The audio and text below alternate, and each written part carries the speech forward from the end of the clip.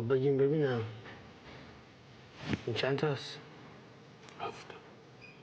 یکی باز. هنوز هیپنوتیزم نشدیم. اجازه بده. اسم چیه شما؟ حسین علی. چرا هیپنوتیزم میشه؟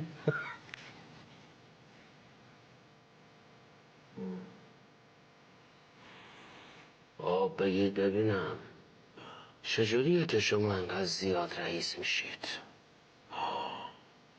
من هر وقت میرم اصفهان براش کلی گز میارم ولی هر گزی هم سکه میذارم. شما؟ آره. عجب. ولی جون شما چی؟ منم ماشینشو میشورم تمیز میکنم میستابم. آقا شما دیگه عجب آدمایی هستی. علی بگو ببینم نظرت در مورد جواد خواجوی چیه؟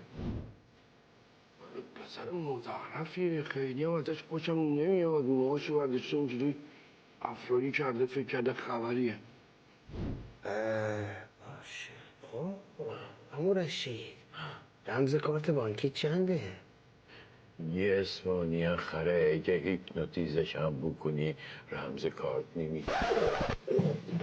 هیپنوتیزم برگشت خود شکست انگشتم. چی شده؟ چه خبره؟ جلسه گذاشتی؟ آقا اشکان چطوری؟ خوبی؟ آره. چه خبر؟ چی؟